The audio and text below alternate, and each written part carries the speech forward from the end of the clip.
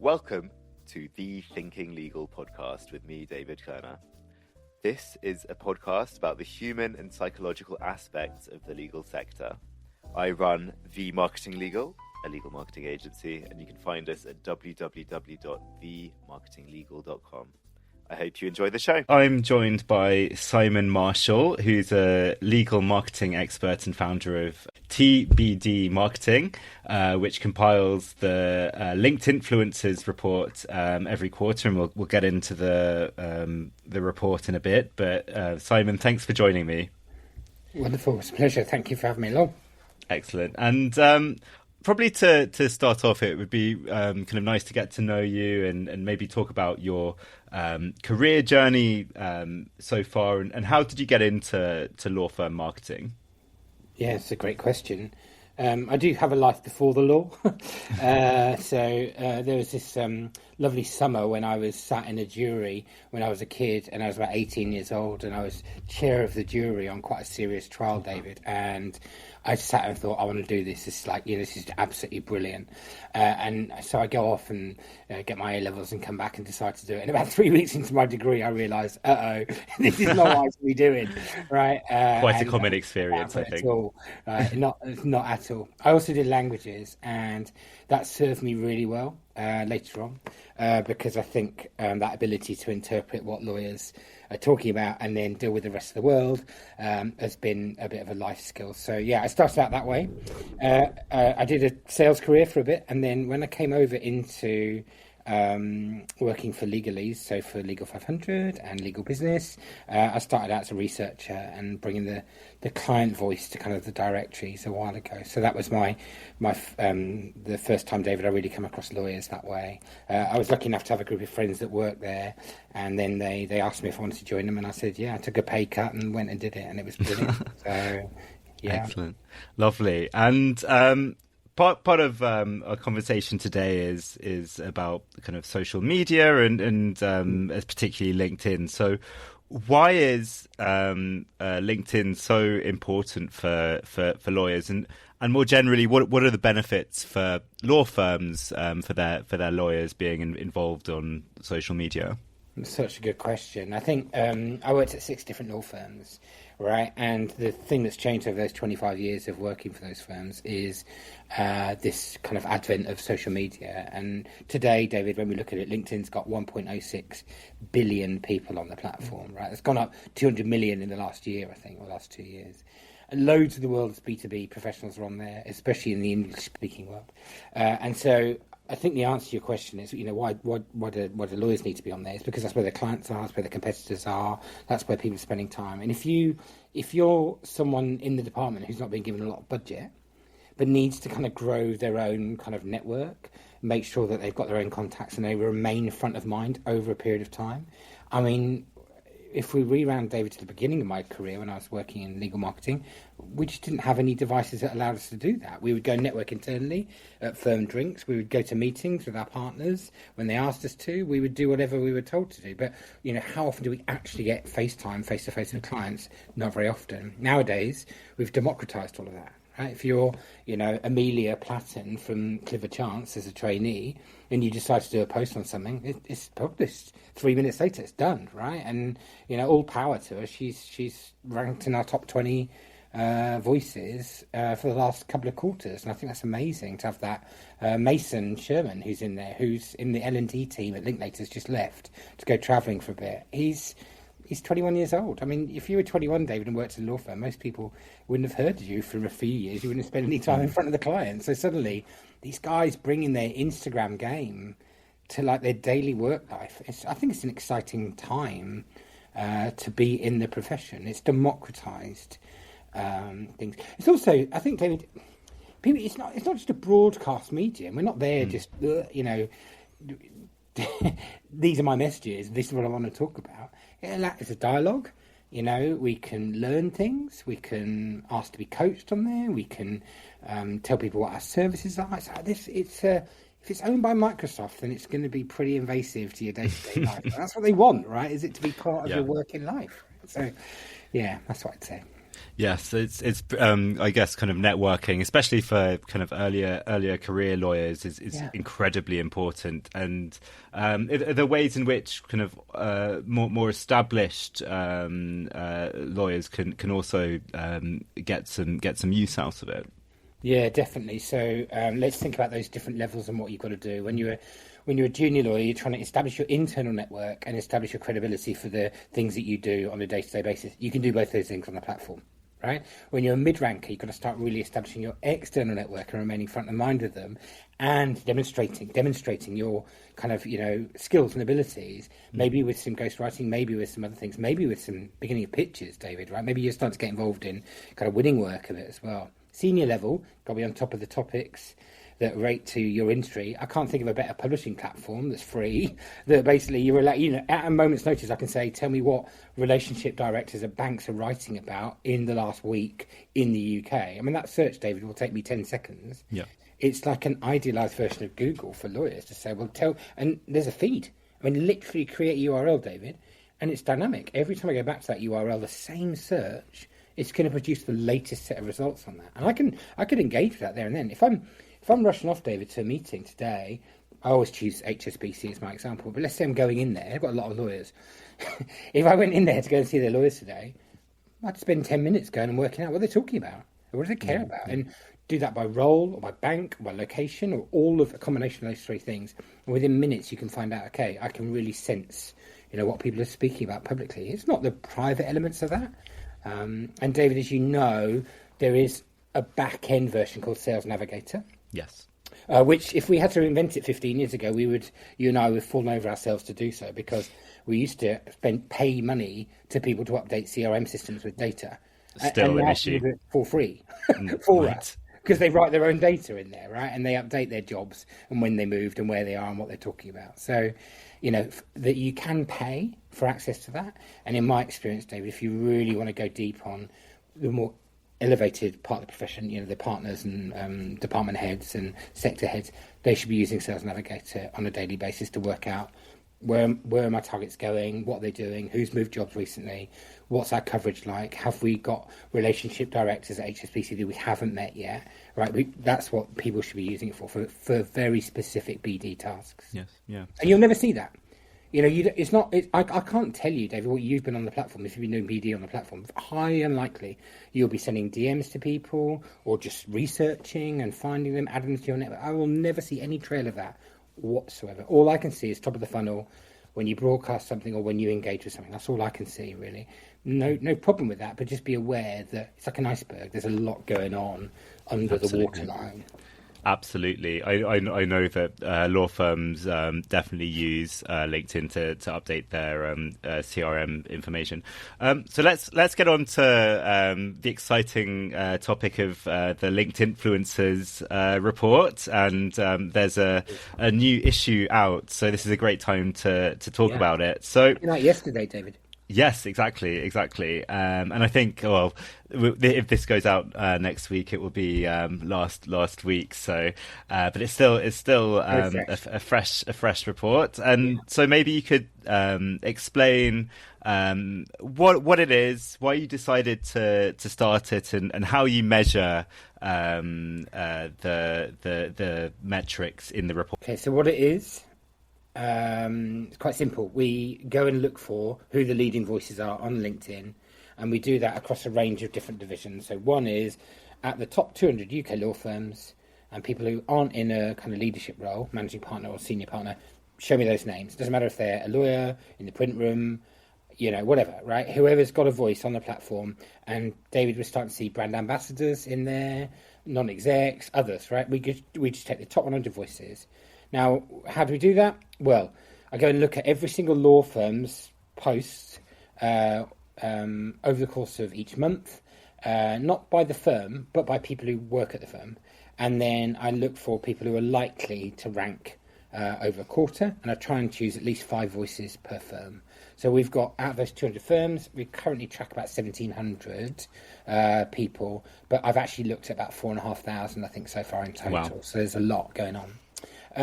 If I were looking at yours, David, I would then go, okay, fine. I'm going to look at all the posts that you've done over the course of the last 12 weeks and tot up all of the likes and all of the comments And I use a really simple multiplication. Anyone can do this. You can do this for your own posts. You just take the total number of likes and add it to 4 times the total number of comments, and that gives you a power score. Doesn't matter if that's on a post level or total. Total's easier, of course. But what it means is you know where you sit. And if you've got a score of 1692 or more, you would have made the top 100, that ranking this time. Next time, that's gone up about 15-20% on last time.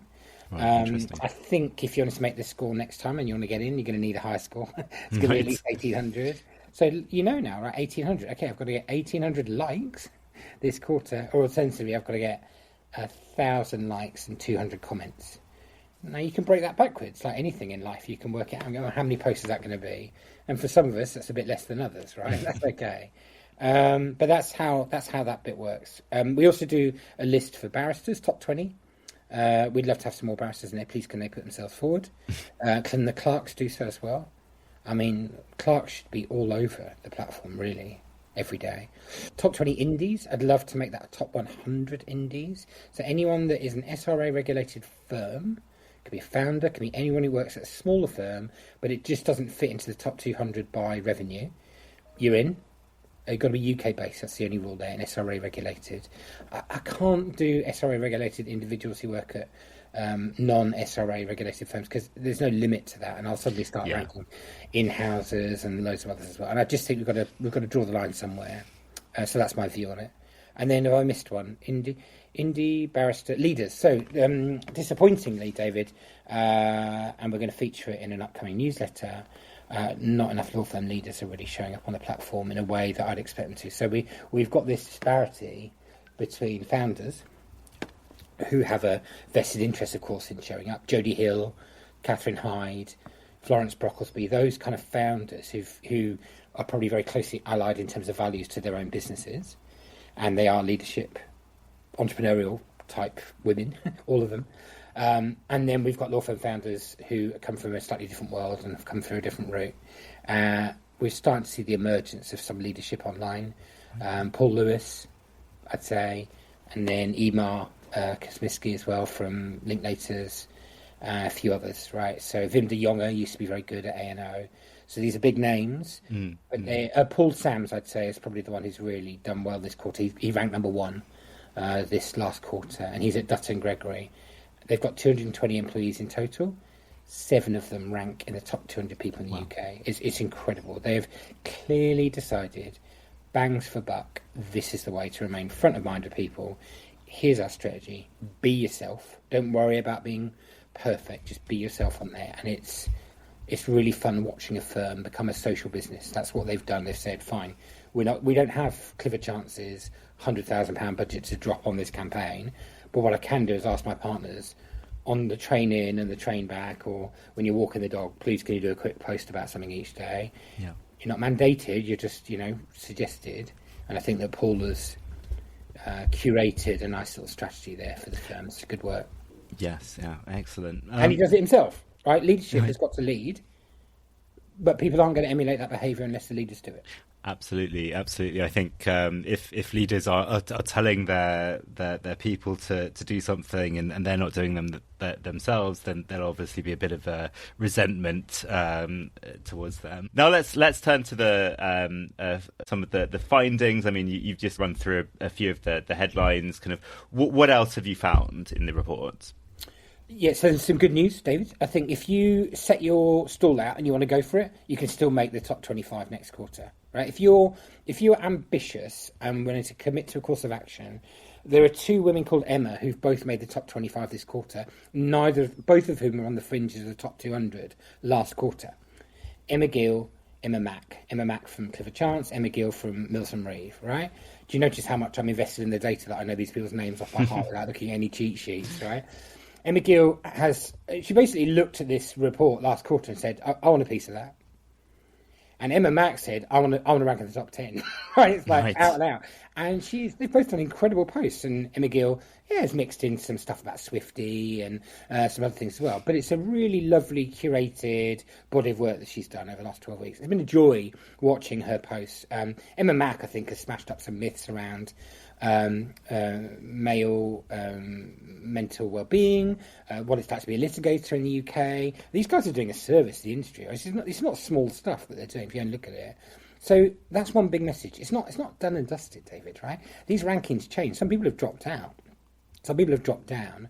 And what we're starting to see is, this is important to me. I'm going to make partner, right? I'm ambitious. I want to grow. I want to land a job in the legal profession. I want to be made department head. I want to be the managing partner next year, right? Maybe you're at a point of inflection in your career and you say, how can I set out my stall without, being too overt about it, but actually curate that conversation to make it a bit easier for the people who decide. Now, are they going to notice if you set that out 12 months in advance and really go for it? No, they won't know, I'm explicitly saying that's what I'm trying to do. But I think it's really useful, David, for anyone who's thinking at a point of inflection in their career, I need to grow my external network. Great, get going. I want to get promoted. Great. Let's show you some examples about how you can do that. So that's one big story, I think, is It's not a done and dusted game, and you can join those rankings. What else would I say? I think this is an artificial division between the top 200 firms and the founders and the leaders. It is artificial, right? So what's going on is you lose work to Jodie Hill and Florence Brocklesby on employment law because they're exceptionally good employment lawyers, right? But that is your competition. So if they're ranking and they're getting tens of thousands of likes and you're getting a few hundred and they're front of mind every minute of every day, then at some point we've got to be mature enough to say, David, there's a combined table and you are competing with them, right? It's not an old world in which you could just hide behind your firm's brand. Jodie's built a very successful business, as has Florence, obviously, over the last few years. And they've done that on the basis of, quality work remaining front of mind over a period of time. Guess what? Who knew? That's what legal marketing was, right? That's pretty much it. But they've used these social media elements to kind of elevate what they were doing. And any firm who's not doing that now is just doing it with one hand tied behind their back. Yeah. Right? But in 2 years' time, that may not be the case, David. It might be like you've got both hands tied behind your back if you're doing that. So I think a big finding is, at some point we're going to have to combine those tables and be realistic about this is the nature of the market. Any other findings? Leadership is not showing up as much as we needed to on there. I think we saw a really strong period during the lockdown, David, which is what prompted the report to be created in the first place. When leadership had to go online because it couldn't get in front of its people on the time. But, I don't know about you, but I've been so close to those internal comms over the last 25 years in those law firms. But they really mean something when your leader goes and says it externally as well. Like, no, I really mean this. I'm going to demonstrate this. So when you see Wim de Jonge say, we're going to do a merger with this firm, we're going to do a merger with Sherman and Sterling, on the day it kind of leaks to the FT, and then they do the merger 8 months later, he's flipping serious about it. He's staking his reputation on it, right?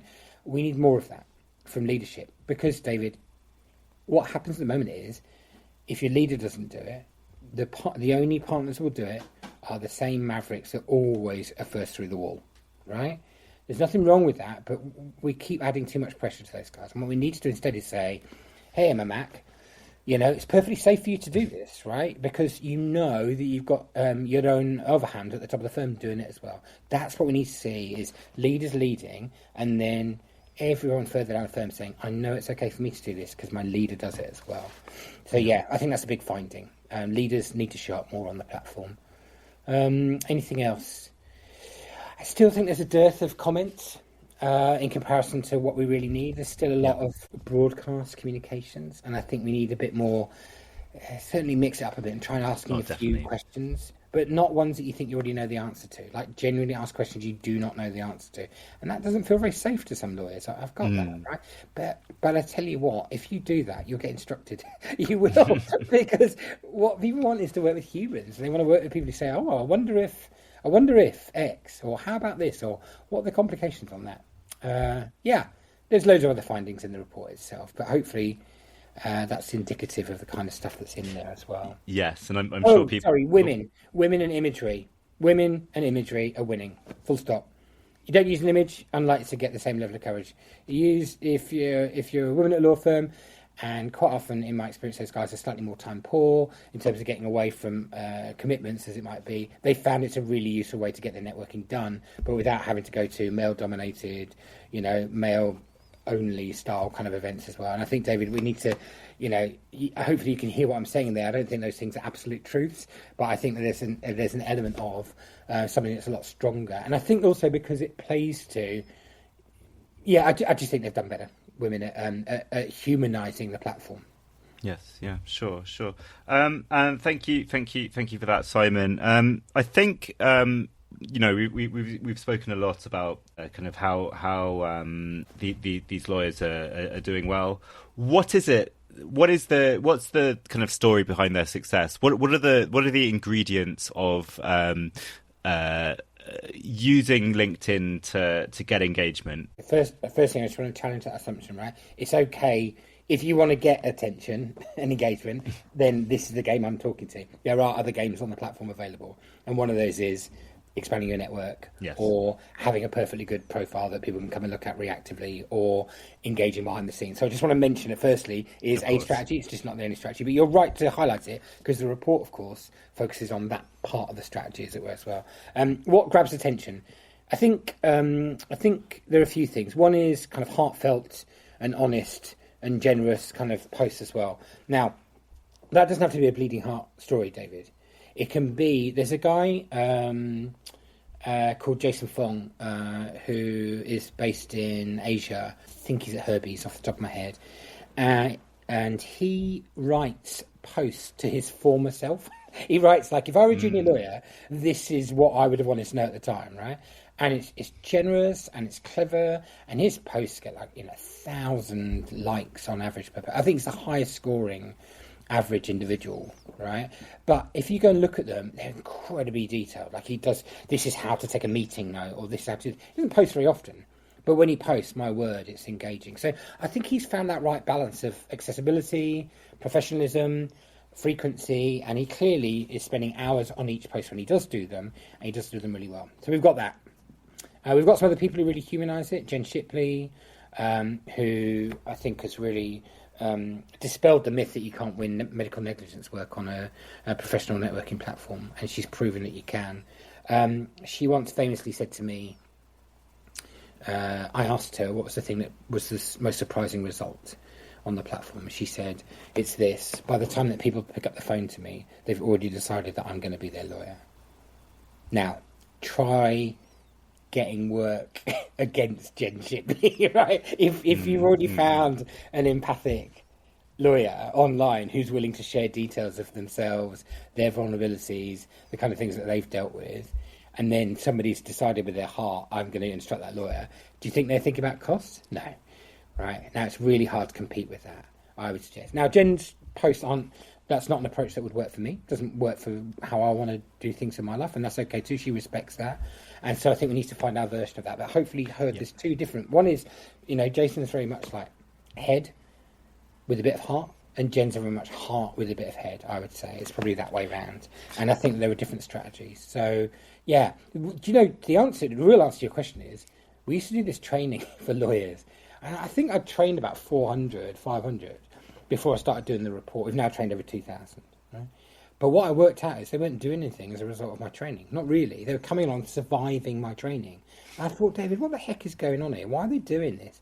And I realised it's because it's a marketing person telling them, in inverted commas, to go and do something. And I thought, why don't I just show them what other people are already doing? And so, I took a little bit of sprinkle of their competitive spirit and turned it into a table. But I really, really, genuinely wanted to show them this is what 10 great voices or 100 great voices are doing out there. I've read some things that made me laugh, some that made me cry, some that made me give money to charities, some that have made me ring people and say, I can't believe this has happened to you. Is there anything I can do to support you? I mean, that's the kind of content these guys are producing for free. And I think other people need to look at that and go, these are the voices that I need to be inspired by. And if any of those 10 resonates with you, or 20 people resonates with you, if you're a litigator, you're not looking at Emma Mack and thinking, can I do that? Right? I think it's a missed opportunity for you. So that would be my answer. Is I did it with the inspiration of, like, lawyers always want to know what other lawyers are doing first. Right? So Absolutely. Let's start there. These guys have gone through the wall. They've done the dangerous bit for you. Right? They've got 10,000 likes on a post. What can I do that looks like a version of that, right? For me. And it's inspired some people. So it's good. Excellent. It's always good to inspire people. I guess kind of the flip side of what can they do is maybe we can talk a bit about some of the common mistakes that lawyers make when engaging with social media, and LinkedIn. And I think obviously the first one is, having a blank profile and not really, no profile picture, kind of out of date work credentials. But what are some of the other common mistakes that lawyers make? So the first one is, but this goes for anything you work on, David, as well, right? So it's assuming that they're the audience. They're not the audience, right? You've got to empathise. I don't believe in idealised personae, but I think you've got to deal with a real person. Like, what does this person actually think? Or what do I think they think? How are they behaving? What do they do in those scenarios? So if you start out going, I know that my clients aren't on LinkedIn, well, guess what? How's this going to go, right? It's probably not going to go very well. You're going to disagree with me for 2 or 3 hours over this, and that's okay. So, David, I think we need to dispel that. You've got to be willing to try something, to say, let's see how this goes, and put yourselves out there. So the first thing to stop doing is saying I know, what these behaviours are. I'm a professional marketer with 25 years experience. I still don't know what people will do. I A/B test, David. I'll do two things, and then the one that works best, I'll do more of it, and the one that works least, I'll do less of it. Probably. Who knows? Maybe it'll flip round the next day, right? That's, you and I know things work, things fail, right? So there's that. I think it's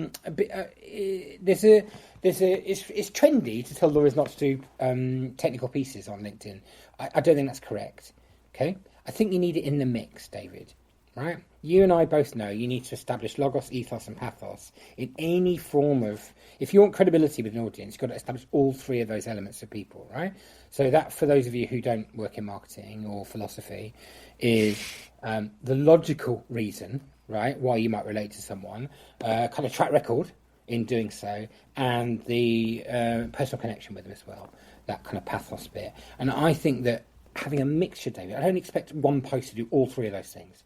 Really hard to get it to do that. But it's okay to have a blend of content, just as you would around the office. Don't stand at the water cooler talking about, technical updates to the planning advisory notice. No, right? You wouldn't. Or maybe you would, and that's okay, right? But it's okay to talk about your water skiing holiday as well, right?